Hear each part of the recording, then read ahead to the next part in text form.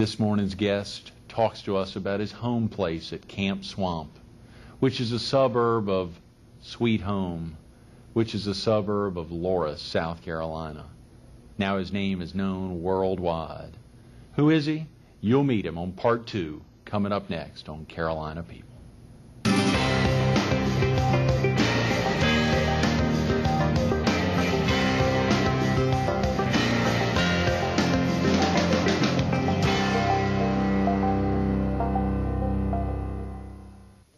Good morning.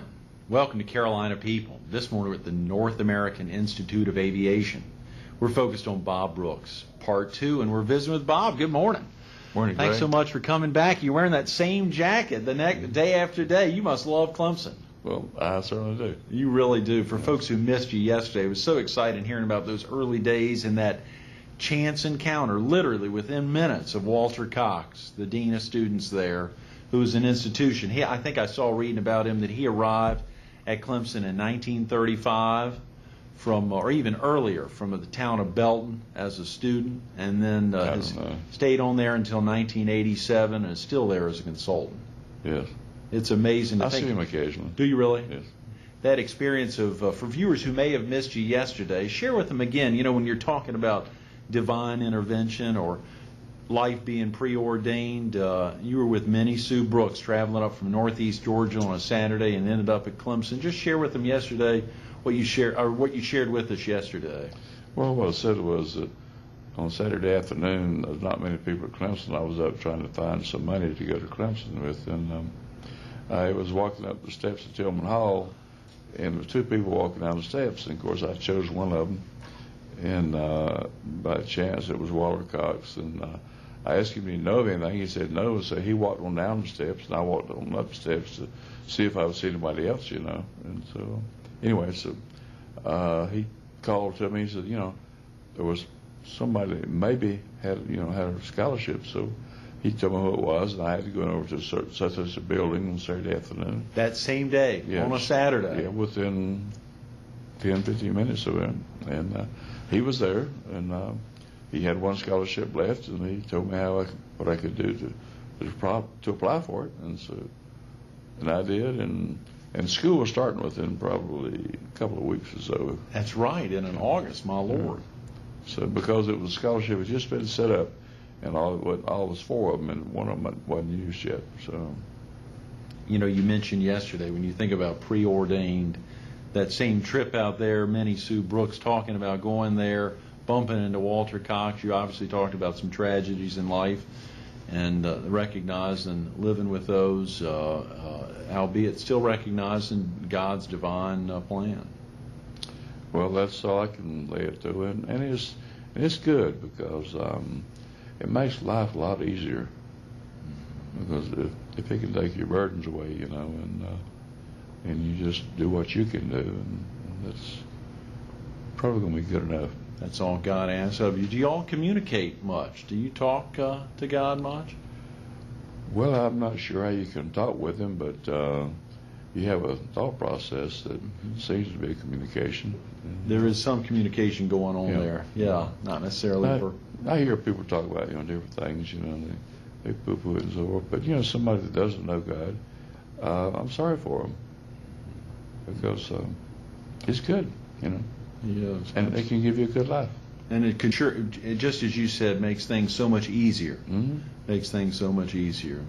Mm-hmm. One thing we didn't get to talk about yesterday, probably because we ended yesterday at 1966, but something I wanted to talk to you a little bit about, I think it was about 20 years ago. You talked not too long ago about suffering a stroke about 20 years ago. Can you share with viewers what that was like, and any of the lifestyle changes afterwards, or things you had to do? What was there, recuperation? Oh yeah, I mean at the time I was the one side was totally paralyzed, and so I was doing all the wrong things according to doctors. I was not getting any exercise, and I was smoking about 2 packs of cigarettes a day. 2 packs a day. Well, that's because you grew up on a tobacco farm. You had to grew up on a support. tobacco farm, and they do everything with tobacco, and so my family did this, and it was okay with me, you know. So you get the habit and you sit there and you do this, and knowing it's not doing you any good. Right. Then one day you add all things up. I'm also diabetic. I became diabetic when I was 29. Is that right? And I've been on needles for almost 40 years. So when you were 29. yeah. Mm. So I've been lucky in that respect. You know, when I say lucky, I mean, it was real tough. I mean, it was the hardest period of my life. And most people don't know it, you know. But I didn't know what my blood sugar was, but I didn't feel good an hour a day. That was back to the time that I should have been, you know, most productive. Well, now, Bob, at age 29 was 1966. Was that same year you were found in Eastern Foods? Yes. I mean, that's a critical year where you were obviously pounding out, you know, not sleeping a lot, working like heck, and finding out that you were insulin dependent then was a big deal. And also, I found at the same time that Bless you. the bank had called me a loan. Oh, come on. It's a long story. Well, please, But, you know, we got 20 but they minutes. finally never lost a dollar. You know, at the point was I told them how to handle it, but they chose not to do it that way until they finally realized that's the only way they could do it. So, and I had a strike by the Teamsters Union. No. Yeah. There in Atlanta. Yeah. All these things were happening at the same time, you know. And so I had a stroke. Go figure, right? But that was a little later. Yeah. The stroke was... No, it's all about the same time. My God, Bob. You know, you think about the impact in law. So a stroke from the Teamsters, Mm-hmm. of course, a bank calling a loan, and you massaging that through somehow, working that out, finding out you were diabetic, and then not long after that having a stroke. Mm-hmm. I mean, you know, a lot of folks can't imagine being diabetic, but being diabetic and then suffering a stroke, and of course, you said half your body was paralyzed. Yes. I couldn't walk, you know. But I started, I guess, therapy in my own way while I was in the hospital. Of course, I went in the hospital about 3 days by then, but I was out, you know, because I could hobble around, you know. Mm-hmm. And it was sort of funny that I came into the office unexpectedly the day I got out of the hospital, and they had a meeting going on. Somebody was sitting in my chair, you know. Oh, no. I haven't said anything about it, you know. But it's a funny feeling, you know. They assume you're not maybe not going to be around, you know, which most likely I dodged the bullet, you know. But the one was, I made it. And, it's been over 20 years ago now. Is that person still working for you that was sitting in your chair? Well, he's retired. Is that right? Yeah. So, I mean, it didn't cause enough consternation. No, I mean, they did what they could. The point was, it was just odd to see somebody sitting in your chair. Yeah, I'm sure. So you know how much you miss, you know, when you're gone. Mm-hmm. Don't think you're going to miss a whole lot, you know. You'll be missed in different areas, you know, but it's still, life goes on. It is important to I mean, you surely recognize that you just can't guarantee anything. I mean, and That's what you also learn, that by the grace of God, you're here for a short period of time, if you're lucky. Mm-hmm. And so, don't worry about it. right. I mean, there's no sense in worrying about it. You can worry about it, you know, do your dead and gone. Anything could happen to us today. That's exactly Yes. right. It's very important to keep things in perspective. So, you know, life, I've learned, is made for the living. That's a simple statement, but think about it. That's what it amounts to. By the grace of God, you're living while you're here. Enjoy every minute of it. Mm-hmm. And I work hard, yes I do, but I enjoy work. You enjoy working. Yeah, I don't think I'll ever retire. I don't want to retire. Good man. Yeah, my dad's 10 years your senior, and he's the exact same way. I mean, why retire? I mean, what is about retirement? I don't know whose imagination that is, but now folks can enjoy their time sitting out on the beach in Cancun, or going to Hooters, relaxing there at the bar. Well, yes, you know this thing. Somebody told me the other day. I said, "You retired?" Yes. I said, "What's good about retirement?" He said, "Well, you can get up every morning and do anything you want to do." I said, "I guess I retired 40 years ago." Now that's not true. You worked like a dog. Come on. But I'm retired, as far as I'm concerned. Yeah. I enjoy it. Enjoy your work. You know, I enjoy life. And yes, it's tough, but you know, I have a picture in my office. It's a picture of me and my brother in a field plowing a mule. Mm-hmm. And I just got to look up at that and say, well, it's not that tough yet. It's not that tough yet. Yeah. I mean, regardless of what your work is, I think, you know, you just think it's tough sometimes, you know. you worry yourself to death about, well, well, the sky's falling, this thing's going to happen, And fortunately, I've been lucky, and I have to do that. So, I mean, I thank God has shown me the light to get around a lot of these things. Mm-hmm. Seeing that picture up on the wall reminds you why you headed out of Sweet Home or Camp Swamp and headed over. There was no money on the farm in 1950s. Mm-hmm. Then there's no money on the farm now, in my opinion, unless somebody can, So, and I figured it wouldn't be either, and it won't be for a long time. Mm-hmm. Maybe someday. I don't know when. What do you do to relax, Bob? What do you do? Is that spending time with Bonnie Bell? Oh, and your daughter turned 6, I believe, a couple days ago. Yes, she did, and I'm just happy as I can be with her. And that's relaxing, and I relax doing anything. Really? I think I'm relaxing. You're talking. Yeah, to me. absolutely. Early on a Friday morning. Yeah. Absolutely. So I would hope I am anyway. So I might not be good at it, but at least I'm relaxing. So. You've got a pretty harried. Am I correct? You're out of town a good. Are you out of town a good bit? Are you spending time in Atlanta? I'll go probably one day a week. I'll go to Atlanta, fly to Atlanta, and spend the afternoon there, something like this, and come back that night. Mm-hmm. Benjamin and I were talking on Monday and Tuesday, since we're out here at the North American Institute of Aviation. Have you ever piloted a plane yourself? Yes. Well, I say myself, I got about 8 or 9 hours in when I was traveling years ago. Mm-hmm. And I had nothing to do sometimes, some days, some weekends and so forth. But I decided then that I would have to have someone to pilot a plane because it was boring. Taking off is, a little something to do, Yeah. And landing is a little something to do. Other than that, it's sheer boredom up there. Right. Interrupted only by sheer terror, I guess, is what they say. But, somebody has to do it, unfortunately, whether they're bored or not, they're doing it safely. That's my point. It's sort of, I like to keep up with it. I said, look, I'm not going to keep up with this. I knew myself well enough that I didn't want to anyway. Mm-hmm. And so I've been fortunate in that respect. I still got done. I planned it out that if I ever had to fly, that's why they fly me. That was good at it, not me. Absolutely. Bob, you talked about a lot of people that said that you named Eastern Foods because you were a big supplier to Eastern Airlines. Obviously, you remembered it otherwise. We were talking about that yesterday and want to get into the growth that's obviously now called Naturally Fresh Foods, yes, rather than Eastern Foods. But what were the early days of Eastern Foods like? You talked about, surely, and we haven't gotten into suffering a stroke totally, but those aspects of Eastern Foods early on. Can you remember back to the first decade of the company? Oh yeah. Well, when we started, we probably doubled every year. Is that right? In business, but of course it wasn't a lot. But to us it was a lot. I remember, mixing up things. We had this at least a little small building, and that's sort of funny the way it started too, because when it started was trying to help my company, and so my company agreed. Look, okay, we think this is a conflict of interest, so we decided to part ways, and I still bought from my company, and so I didn't get mad at them.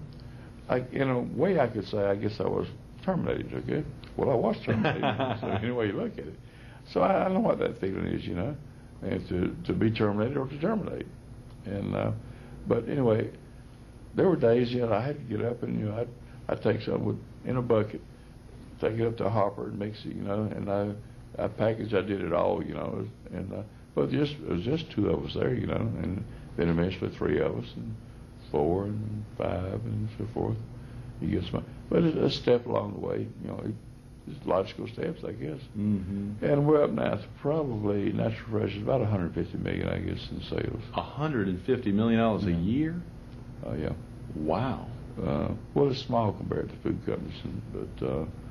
You think it's a lot of money, but... Yeah, I know. For most of the folks in this viewing area, I think it would probably be some pretty big money, and most of the companies around. And some of it will stick, if you throw up enough butts, sometimes some of it's going to stick. But it's been interesting to see the organization grow. Another machine. I remember the first machine we bought, other than the original equipment. That was what I was going to tell you. The original equipment come from a dairy. Was a friend of mine. They were going out they were building a bigger plant. They were getting rid of all the small equipment.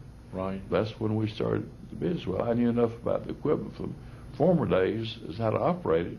Is if I bought the used equipment and I knew how to hook it up, which I did, then we could start processing. And that's how we first started processing. On top of this, we needed a key ingredient my company made. Well, it seemed like that key ingredient, we had a trainload of product coming down in the warehouse. Well, it seemed like the train did not set on the hump. Like they set the brakes on the trains on the humps. And so the train sort of crashed into the other one and load shifted. And all of a sudden I get a call one night from this salvage company, wanted to sell me this product. And I said, what's going on? He told me what happened. He bought the product like, a cent a pound, I don't know, whatever. And that was worth probably $1 a pound. And so I told him, no, I said, I'm not going to tell you my customers. You're going to sell it to them for a cheap price, they use it and I can't sell them anything. So I said, well, I'll tell you what. He said, well, how long will it last? I said, it's very perishable, which is a little bit of a lie. And I said, is it broken? Was the skin probably broken? And he said, yes. I said, well, it's very perishable. So he made a deal with me. So I bought it for like 2 cents a pound. No. And then I told my friend, one of my customers that bought this product, I said, how would you like to make a deal for you and your company? I said, what you sell to your company for is something else. But I says, so I sold him for like 10 cents a pound or something like this. No. Go ahead, take a sip of that. It's so fascinating when you think about those aspects. Early on, you just keep saying over and over. Yesterday you were talking about that, Bob, these amazing chance opportunities. Yes, and it's all happening at one time, That is, all this stuff's happening at one time. So he bought it from you at 10 cents a pound. That was roughly 10 or 20, I forgot what it was. Right. It was a good league. It was enough. And so that made most of my seed money for the operation. Of course, I sort of knew that going in when I was putting all these things together. Absolutely. Golly, Bob. So you remember, how about some of those early employees? Any of them still with you? Any of them that stick out in your mind that really help keep the operation flowing smoothly? Yeah. Elizabeth Ham, she worked in production, and she was with me until I think she retired last year. Is that right? Yeah. I mean, so all these years. So 38 years. Early on, yeah. And most of them have since died, something like this, but not the early people, You think about founding, I think I saw 1966. So, and of course you talked about yesterday and a little bit earlier on being age 29 at that point, and obviously finding out you've got diabetes, but moving into 4,000 square foot warehouse. Am I correct? Yeah. Y'all are a little bit larger than that now. Oh yeah, we got about it's probably about a third of a million square feet under one roof. No way. Yeah.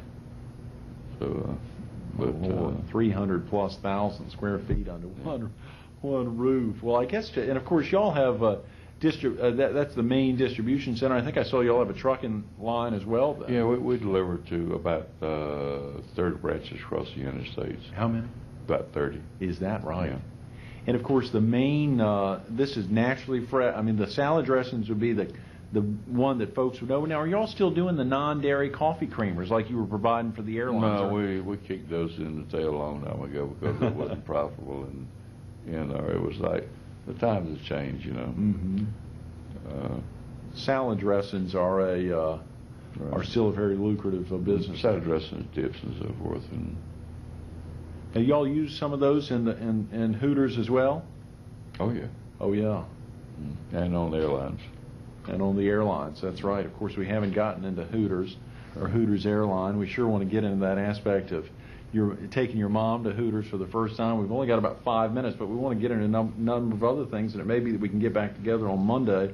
But you think about that aspect of trying to slow down a little bit, working hard, but at the same time knowing you're hearing doctors say, Bob, you got to slow down. A, you're diabetic. B, you just had a stroke.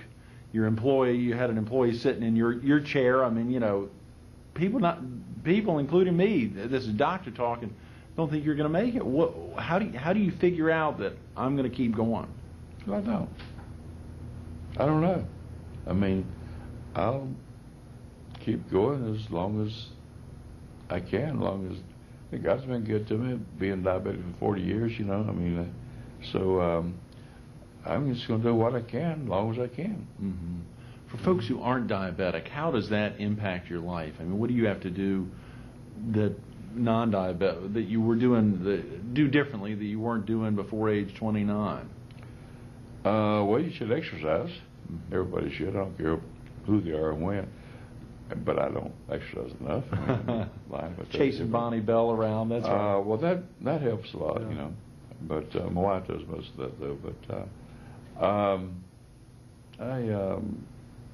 I don't know that answer you, other than the fact that you just do what you can, and so far as try to do what the doctor does, but he says don't eat sweet stuff. I do. You got a Diet Pepsi there next to you. I'm it is good on diet. that. You know. But no, I hate to say it, but I normally have something sweet about every day. You know, but you got to control your rut. You got numbers you should maintain. I haven't maintained them for 40 years. Huh. I'm not saying that's good. I'm just saying I don't know. Right. I just. You're not encouraging other folks not to follow don't do it like orders. I do. Yeah. I don't know. I'd like to say, you know, but I guess I think that sometimes that low blood sugar can be worse than higher blood sugar. I don't know that. I'm just saying that. I'm just trying to say that. Yeah, it was dairy science, not MD. You're not an MD. That's right. But because I know that when I have low blood sugar, which I do pretty often, is I think it shocks my body, and I don't like that.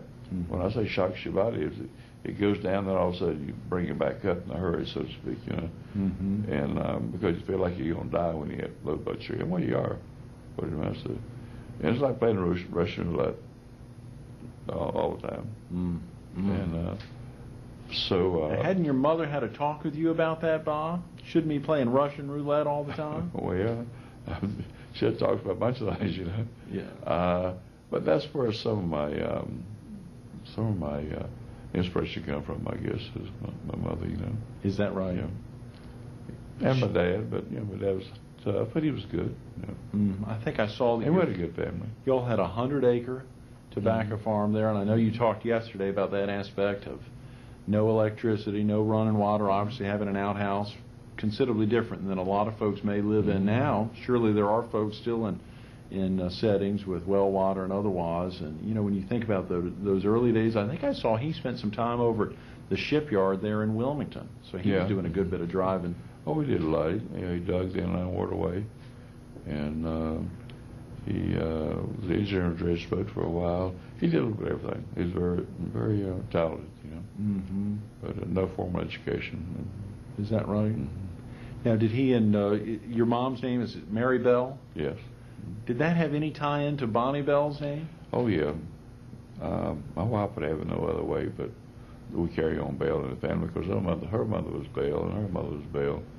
Tammy's mother was Bell? No, my mom. Oh, your mother's mother was Bell also. Yeah, and she said she'd wonder why, there's been nobody named Bell, to carry on the name. And of course, her heart was set on Maggie, I think, but she gave it up to call her Bonnie. For Bonnie Bell. Of course, having a daughter who has two names as well, Emma Claire, I'm always wondering if she's going to be able to keep Emma Claire. And I think Tammy said the other day when I saw you all at the museum, she will keep Bonnie Bell. Well, she'll probably, but the kids are going to know what they're going to do anyway. That's right. I mean, how I got Bob was because my, if you want to call him intern boss, introduced me.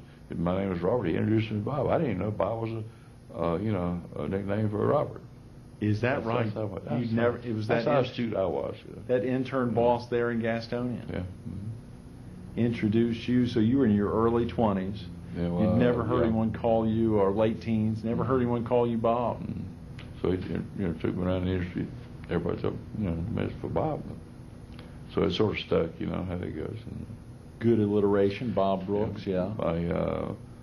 My uncle that worked with him for a long time, his name was Reuben. Oh, actually William Reuben. But they then he become Bill. Everybody knows him outside of Loris, but in Loris everybody knows him as Reuben. No way. So, but he's now Bill. So. folks take on names and nicknames stick. Nicknames stick. Are there some nicknames that you have that folks don't normally hear? You were not going to say them on air. That's right. There's none out there. Absolutely. Sorry. We'll have to, golly, Bob, we'll just have to get you back another time. There's so many things we've missed out on, and we sure want to talk about some of the early days of your involvement in Hooters and, of course, launching Hooters Air, and would love to get you back another time. Thanks so much for being with us this morning. Well, thank you. Absolutely. Stay tuned to more Carolina People with Bob Brooks coming up next.